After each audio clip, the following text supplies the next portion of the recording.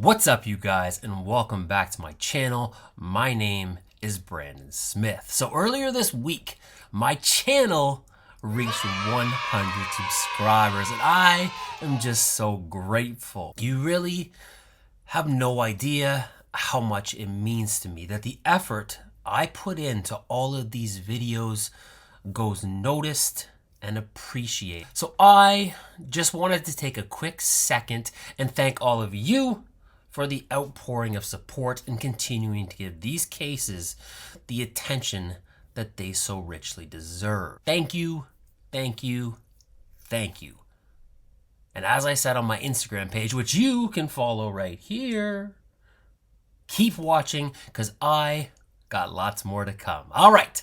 With that being said, let's get into today's case. The day is Friday, March 6, 2009. The song Right Round by American rapper Flo Rida is #1 on the Billboard charts. The film Madea Goes to Jail, starring Tyler Perry, is #1 at the box office. And tomorrow, soccer phenom Neymar will make his professional debut for Santos Football Club at just 17 years of age in Santos, Brazil.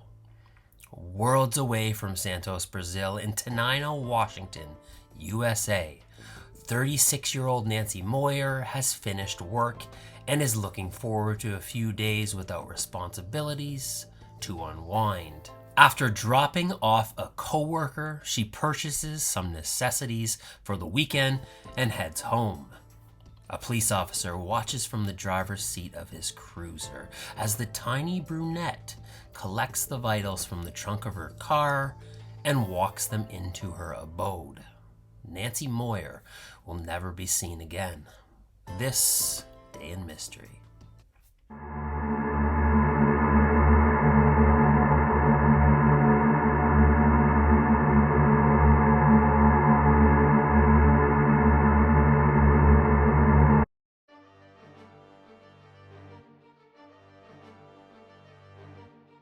Friday, March 6, 2009, in Tenino, Washington is reasonably warm for the third month of the year in the Pacific Northwest.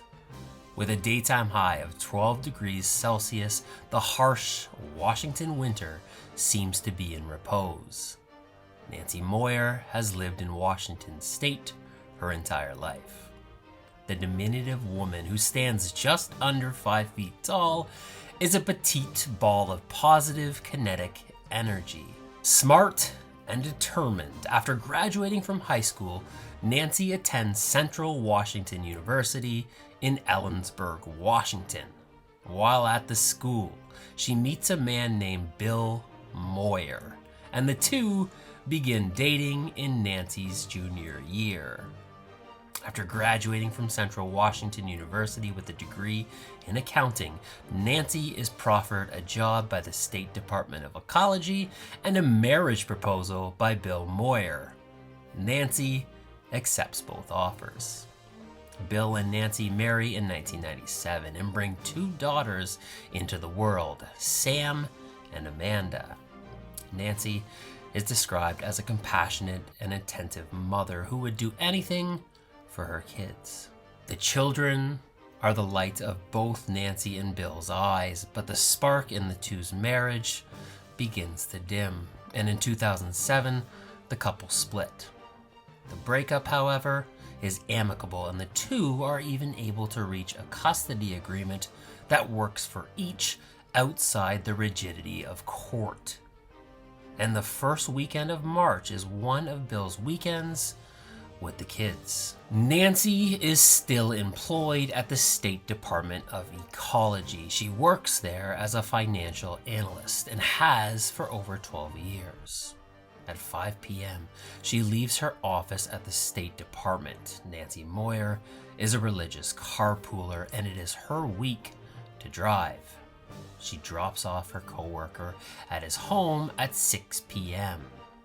Home alone for the weekend, Nancy decides to stock up on some essentials before retreating into seclusion.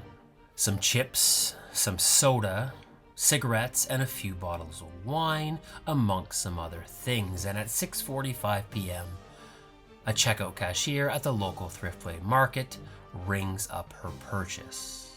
A Tenino police officer is running a speed trap from the comfort of his cruiser. At 9:15 p.m., he watches the mother of two park her white Honda Civic Del Sol in front of a one-storied residence. Unknowingly observed, Nancy removes the groceries from the trunk of her vehicle and lugs them into her home. On Sunday, March 8th, Bill Moyer arrives at Nancy's home with the couple's two daughters. The weekend is over and Nancy is scheduled to resume custody. Nancy's vehicle is parked in the driveway and everything seems in order, but as the trio nears the home, things begin to look different. The front door is open. The two girls push into the house and yell for their mother. No voice answers back. In the living room, the television and the lights are on. Bill calls out for his ex-wife, but still, the murmuring television set is all that can be heard. The whole scene is ominous, and Bill is wary of the situation. His ex-wife is unyieldingly reliable and would never miss a drop-off appointment without notice. Bill collects his daughters, and the threesome retreat back to his residence. Back at his house now, Bill continuously tries to reach Nancy at her home, but still there is no answer. Confident that something is afoul, he reports Nancy Moyer missing at 5 p.m.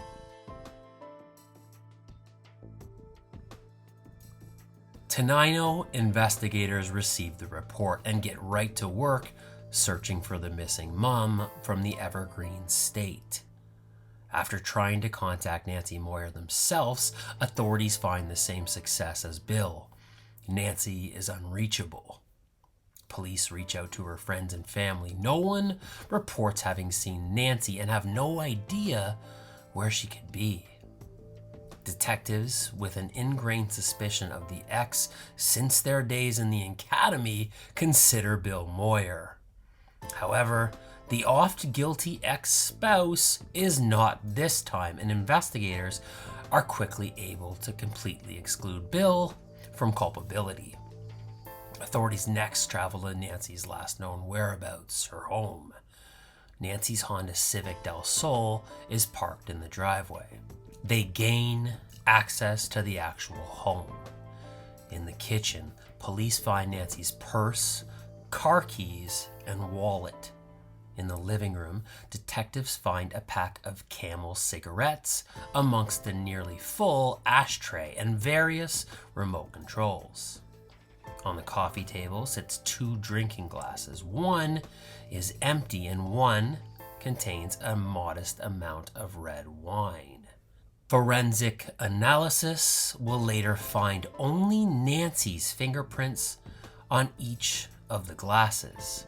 The house seems perfectly in order. There is no sign of forced entry and no sign of a struggle.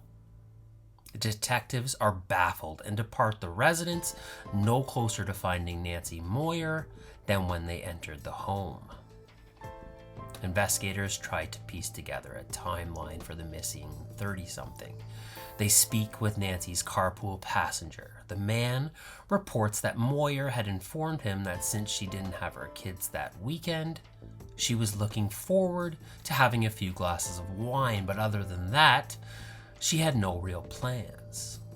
Nancy's next-door neighbor reports hearing a woman speaking loudly around 11:15 p.m. He says, while not sure that the woman he heard was Nancy, the voice seemed to be coming from the direction of the Moyer home. The neighbor said that the mystery-voiced woman appeared to be hurrying someone along, telling them to come on with some amount of urgency.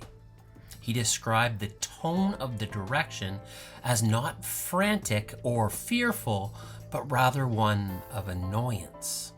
The man was undisturbed by what he heard because he was aware of the two young girls who also lived next door and figured Nancy was just corralling her children into her car. Since police cannot be certain that the phantom voice belonged to Nancy, they have to pair the details with other evidence. They get creative. They contact Nancy's electric company and receive some interesting information. The company reports that right around 11 p.m., there was a spike in energy coming from the Moyer residence. Police theorized that when the door was left ajar, the heat in the household had to ratchet up to compensate for the cold air now entering the home, resulting in the energy surge around 11 p.m. This line of thinking would also mesh well with the neighbor's account of hearing a voice around the same time. If Nancy left the door open while talking to someone in an excited manner while leaving her house, it would account for both occurrences. With a tentative working timeline, police were still left with one main question. Where was Nancy Moyer?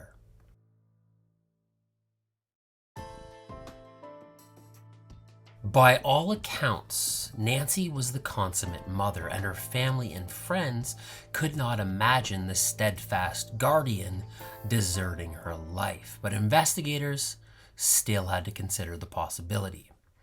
When detectives acquired Nancy's financial records, they determined that her last recorded activity was from Thriftway at 6:45 p.m. on the night of March 6th. After this, all of Nancy's accounts go dormant. Police also discovered that the financial analyst, who was professionally tasked with economical prudence, was anything but in her personal life. Nancy Moyer was over $50,000 in debt at the time of her disappearance. She was financially struggling and spending irresponsibly. Like her finances, Nancy's love life was also on shaky ground. Her marriage had failed, and any relationships that followed were tenuous and frivolous. Police had to wonder if the stress of mounting debt and failure to find a suitable mate in her personal life had caused the Washington mom to break.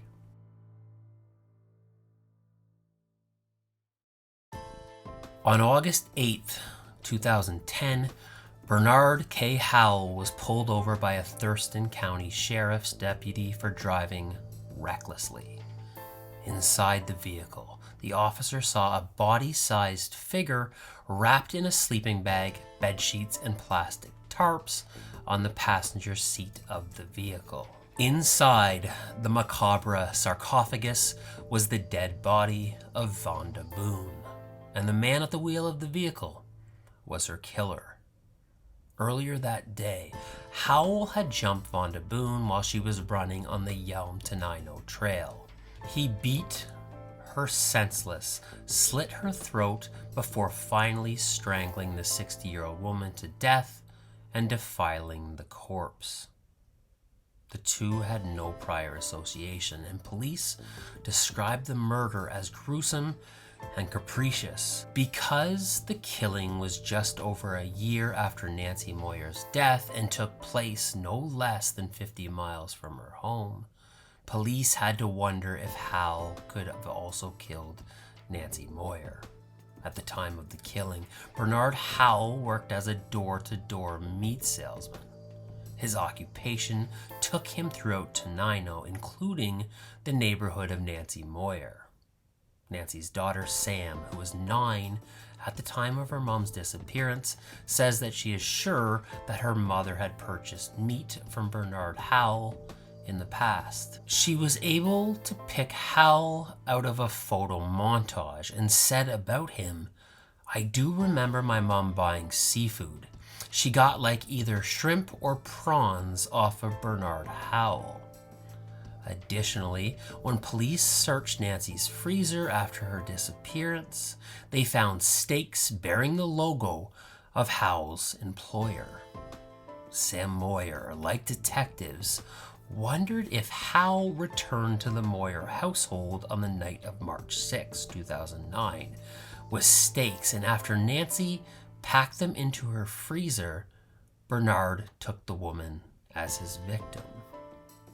Authorities called Hal a volatile killer who had a taste for blood and said that they believed Vonda Boone was far from his first or lone victim. Bernard Howell was sentenced to 27 years in prison for the murder of Vonda Boone. To date, no evidence has linked him to the disappearance of Nancy Moyer.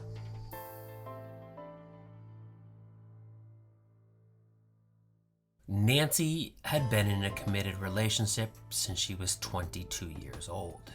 Her life as a single woman was virtually non-existent.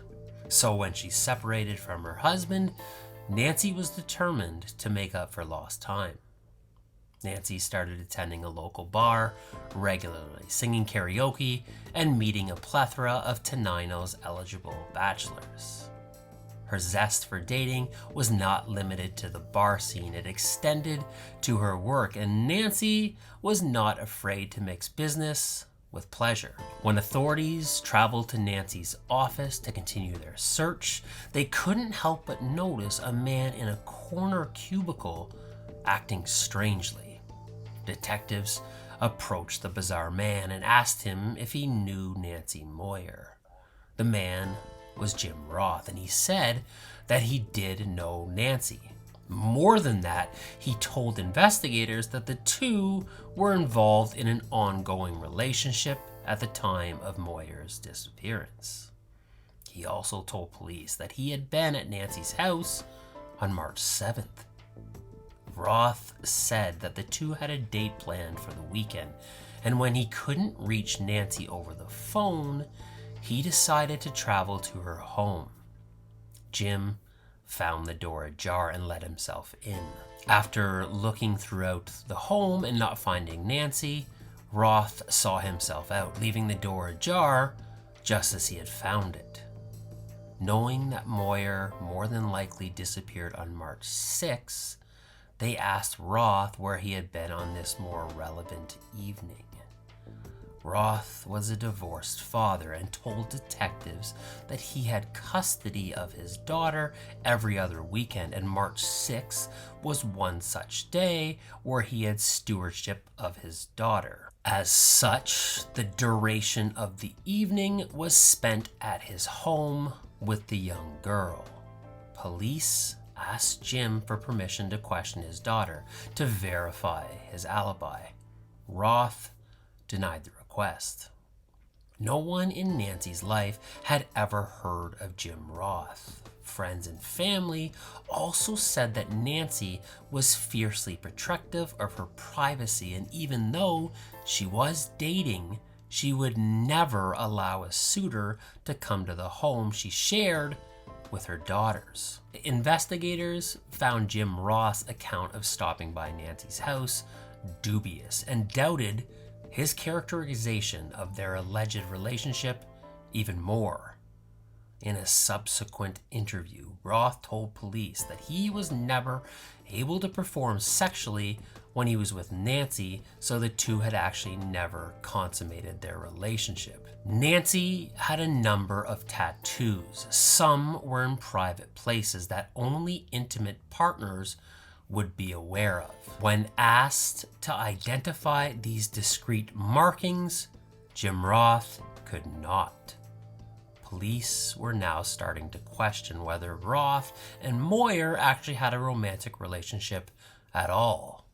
They asked Nancy's self-described boyfriend to come in for yet another interview, and yet again, Jim Roth's story changed. He was now saying that he had been with Nancy numerous times sexually and had no problem performing in the bedroom whatsoever. He agreed to a lie detector test, and one of the questions posed to Roth was if he knew where Nancy Moyer was, would he tell the police? Outrageously, Jim chuckled and answered bluntly with a no. When asked later why he had answered no to that particular question, he told police because that's how you get caught. The results of the lie detector test have never been made public. On April 26, 2018, Jim Roth passed away from gallbladder cancer. He always denied any involvement in the disappearance of Nancy Moyer and was never named a person of interest or a suspect.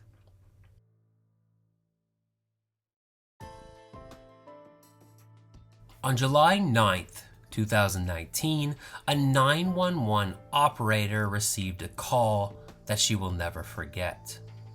On the other line was a man named Eric Lee Roberts. He told the woman on the phone that he was calling to confess to the murder of Nancy Moyer. Roberts was Moyer's co-worker and uncle to Aaron Huntley, one of the men that Nancy was reportedly dating. Roberts also lived just down the road from the missing financial analyst. Eric said that on the night of March 6, 2009, he killed Nancy in self-defense after she attacked him. When asked why he was confessing now, 10 years later, Roberts simply said he was tired of holding it inside. When police arrived at the home of Eric Roberts, however, they were told a very different story. According to police, Roberts insisted that officers turn off their recording devices before he would tell them the full story of what happened. Police complied. Now off the record, Roberts reportedly told the responders that he had actually killed Moyer during a bout of rough sex. He said he accidentally choked Nancy out with a scarf and did not realize that she was actually dead because he was heavily under the influence of drugs and alcohol. After this, Roberts began to clam up and said that he didn't really want to incriminate himself any further, but that if he was going to get rid of a body, it would be right there, motioning to a fire pit on his property. Roberts was charged with the murder of Nancy Moyer and sent to jail to await trial. When he appeared in Thurston County Superior Court on July 11th, Roberts recanted his confession and denied any involvement in the disappearance of Nancy Moyer. Not only that, he now claimed that due to his drug and alcohol use in concert with the medication he was taking, he had no recollection of calling 911 or talking to investigators. He also denied telling responding officers the story about the scarf. The 911 call was obviously recorded, but police had agreed to turn off any recording devices prior to speaking with Roberts, so no evidence of the secondary confession existed other than the officer's word. Additionally, no trace of Nancy Moyer was found in the fire pit on Eric Roberts' property. With no physical evidence and a withdrawn confession, Eric Roberts was released from prison and all charges were dropped. But investigators still wanted to know more about Nancy Moyer's neighbor. They spoke with Eric's previous girlfriends. A woman who dated Roberts in 2014 said that the man enjoyed rough sex and would often choke her out during the act. She also described him as like Jekyll and Hyde, fine when he was sober, but an absolute terror when he drank alcohol. The woman even said that once she had to claw an intoxicated Eric in the face just to get him to release her. In 2021, authorities stated that Eric Roberts is still a person of interest in the disappearance of Nancy Moyer, and the investigation remains ongoing.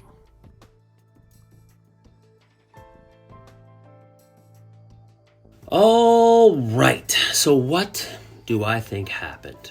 The story of Nancy Moyer is very troubling. A mother of two young girls who is simply going about her life as best she knows how before disappearing off the face of the earth without a trace. I do not believe that Nancy chose to walk out on her own life. Everything I've read about Nancy makes clear just how much this woman loved her children. She was dedicated to their upbringing and would surely know that the departure of their mom would surely cause untold detriment to their development.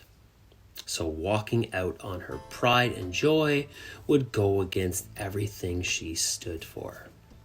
Additionally, just as an aside here, I found so much hate for Nancy online because of her dating habits, and this is just so reprehensible and unfortunate. As long as we are not hurting anyone else, what any of us do in our personal lives is no one else's business, and certainly doesn't justify someone going missing. So be nice and just stop it. Okay, back to business. Now, when I go into these cases, I often feel that one, maybe two individuals could likely be the perpetrators. But with this one, I believe that we have three very viable suspects. So let's start with Bernard Howell. Howell is a terrible human being and definite murderer. He also was more than likely in or near the home of Nancy Moyer sometime just before her disappearance. However, I don't believe this is our guy. Here's why. Remember, Nancy's neighbor heard a woman speaking to someone on the night of March 6th.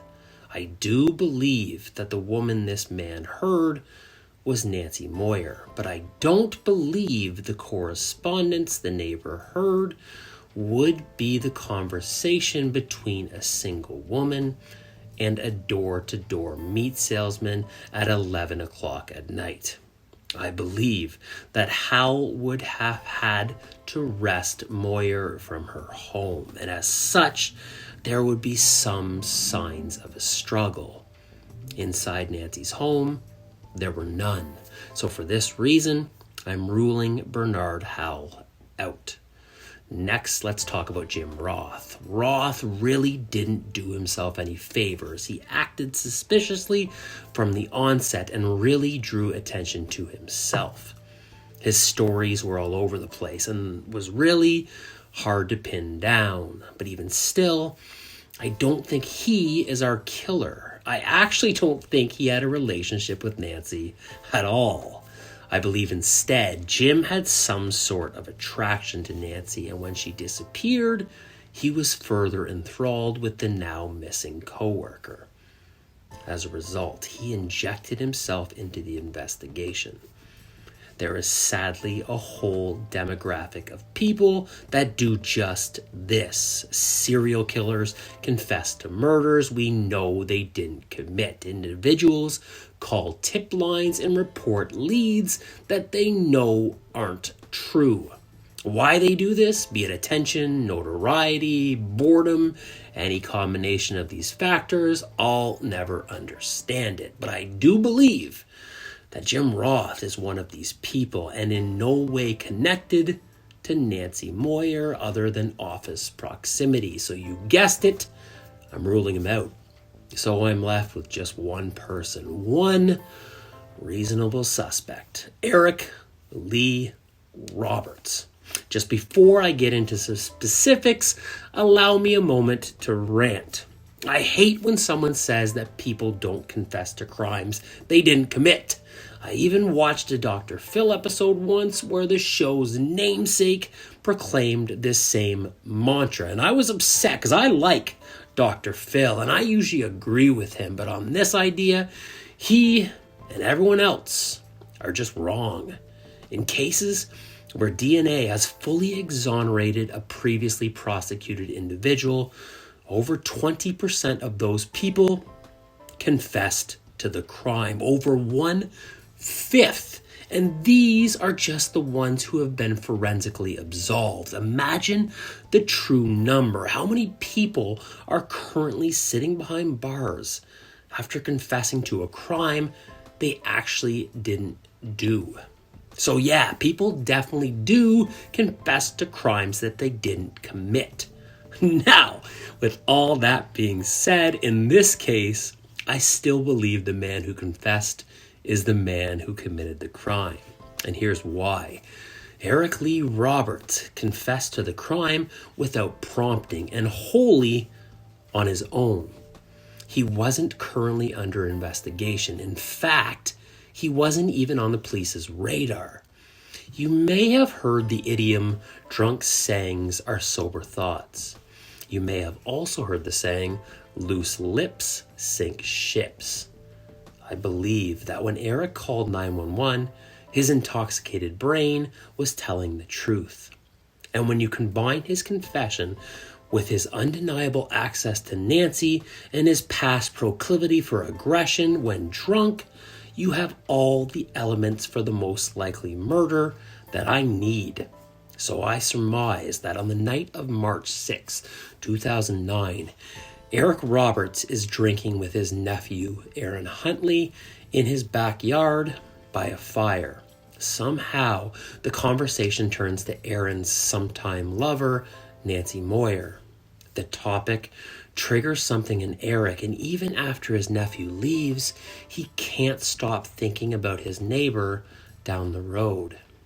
In a stupor, Eric walks the short distance to Nancy's home. He rings the doorbell, and the mom of two is surprised to find Eric Roberts at the beckon.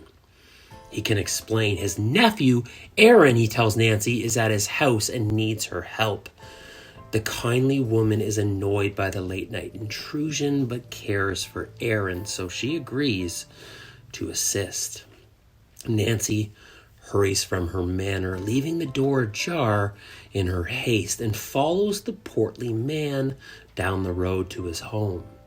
When Nancy arrives, Eric tells her that Aaron is upstairs, but as she breaches the staircase to the second level, Roberts turns and attacks, punching the short-statured woman directly in the head. The blow levels Nancy and she crumples on the stairs. Eric takes his victim upstairs to his room. He handcuffs the incapacitated woman to the wrought iron bed and subjects her to unspeakable harrow in the hours to come. As is his terrible way, Eric Roberts strangles Nancy Moyer and ends her life. He frees the woman from her shackles and carries her into the yard. The grisly man places the body of the deceased woman in the middle of a cement fire pit. He secretes the body underneath a pile of lumber and sets the unholy pyramid ablaze. Fire eliminates the anatomy entirely, and all that remains of Nancy Moyer by morning is her memory.